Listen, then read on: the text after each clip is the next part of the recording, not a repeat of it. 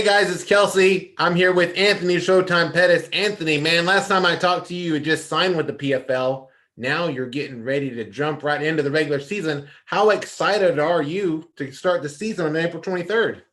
Oh man, I'm excited, man. I mean, it's a crazy thing getting ready for it. The cool thing was I always knew the date. Like the date was there, and I had some time off. It felt good just to be able to relax and not have to like worry about a fight springing up on me or some opportunity that pops up. So, I enjoyed my time off with my family. Got right back to work. Little bro's getting ready for a title shot, so we're busy over here at our gym. Yeah, so it's champ season, you said, I think on Twitter, right? Your brothers are on Yep, the World Tour. exactly. You have your first fight again in the PFL with against Clay Collard, boxing's darling of last year, but also an MMA fighter. People are excited about that because those are two of the biggest names in the PFL, and y'all are going right up against each other to start the season. Man, I think it was kind of hard to like find footage on the guy, recently of his last fights because it's all boxing. So it's going to be one of them fights where, and I didn't really want to obsess over the first opponent because it's a quick turnaround. We have the whole season planned out already. So it's like me and Duke are definitely picking apart like some of the stuff we see, and obviously the knowns we know about fighting boxers, but we're just really just sharpening the tools, man. It's getting ready for seeing anything out in the season. I think Clay Collard's first UFC fight was against Max Holloway. And Oh so man, first yeah, PFL yeah. draw he I gets. saw, yeah, I saw that he fought Max Holloway. That was at 45, right?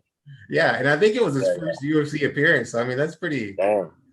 Oh man, that's a tough draw. It's exciting though. I know that a lot of people tab you as the favorite, and then of course you have Natan Schulte, who's won the PFL lightweight tournament twice now. He's a two-time world champion there. Are you gonna have one eye kind of watching this guy? Yeah, you know what? I mean, I think I'm gonna take it one fight at a time because if you get caught up looking at the whole division and who's next and what, it's just too much to worry about. So for now, I'm just gonna worry about one guy at a time. I'm the main event, so I'll be fighting last. I don't want to like disturb myself trying to watch somebody else's, movements or success or failure. So once my fight's over, I'll definitely rewatch the card. But yeah, I think MMA, anybody has a chance, man. It's such a crazy sport. I've been in there with the biggest names in a lot of different weight classes, and it just depends on a lot of different things, not just skill. A lot of stuff goes into this. And I'm excited about it. I love part of what makes basketball so great in college basketball is you have the regular season, which is important because then you get your seedings, and then you have the tournament, and then anybody can win that tournament. It's about to be March Madness season in college basketball, and then you guys are going to be just a couple months behind. Are you excited to participate in that kind of exciting format? Oh yeah, man. The whole season's already like upon us pretty much, but it's like it makes me a little nervous. It's like, man, a lot of fights, quick turnaround. Anything could happen in there.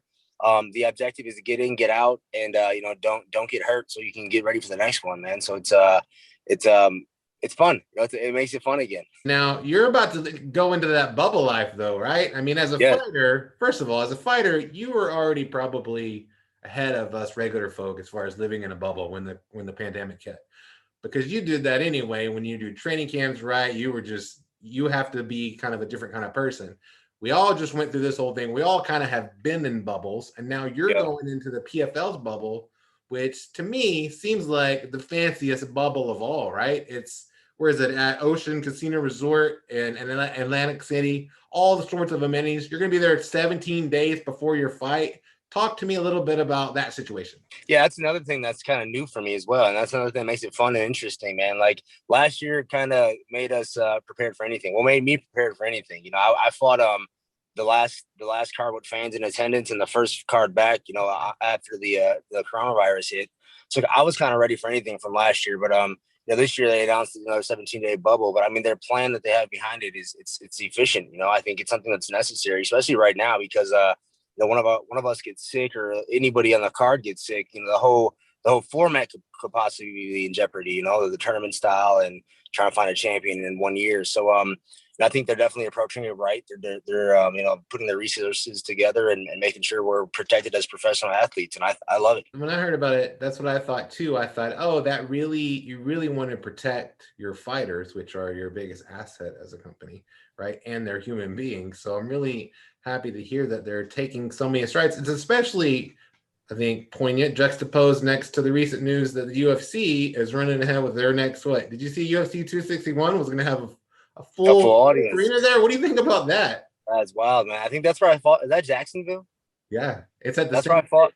That's where I fought at without a crowd. It was weird without a crowd. Places are opening now, man. I heard Texas is like wide open, and a couple other places are following along. Honestly, I guarantee these events are going to be jam packed full. I went to a bare knuckle, bare knuckle boxing not so long ago, and I mean, it was definitely like separated well, and they try to keep fans just away from each other. But you could just tell the fans were just they wanted to see this. They want to be back in the audience. Which bare knuckle thing did you go to? Was it Pages? Pages. What do you think about that event?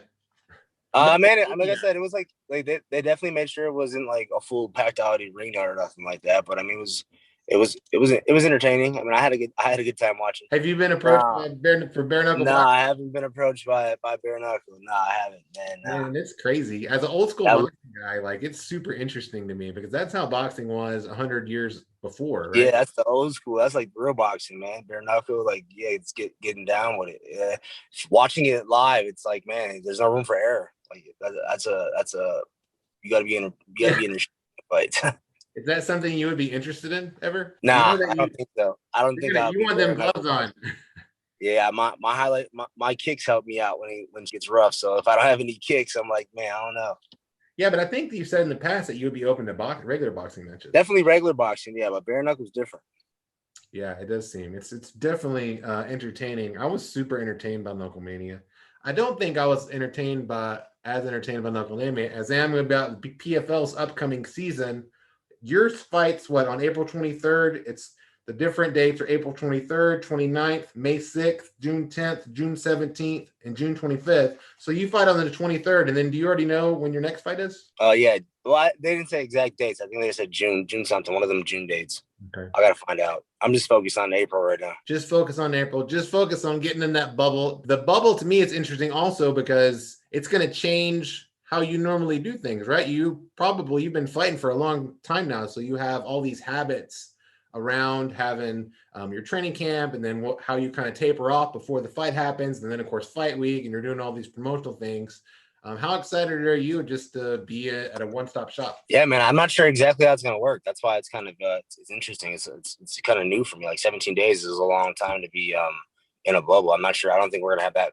There's no way they have that much media obligations to fill up 17 days. So I feel like we're going to have a lot of downtime to train and to get down. For me, I'm going back down to lightweight, so I want to make sure my weight cut's done right.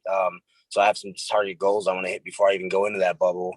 But I actually like being in the bubble, honestly. Like I like being in that mindset of like being isolated. Only focus is the fight. Like I said, it's new for me. 17 days is new for me. I don't think no fighters has done it that long yet. So I guess we'll see how it goes. But I'm bringing in Duke Rufus with me in my corner. Christian Rodriguez, I'm gonna bring in him as well as a sparring partner. I'll have my nutritionist in my corner with me as well, just to make sure the weight cut's good. And we're all just doing everything we possibly can to make this easy as possible and fun as possible. And that's what I'm trying to do now, man. Enjoy the process. Sounds exciting. I think it's at a pretty cool place. In 2021, when somebody says state of the art, that's usually pretty fancy. So you're not, I think facts. Pretty nice over there in Atlantic City. Well, thanks so much for coming on the show. We appreciate it. I'm super grateful to talk to you. My name's Kelsey. That's Anthony Showtime Pettis, and this is Real Talk.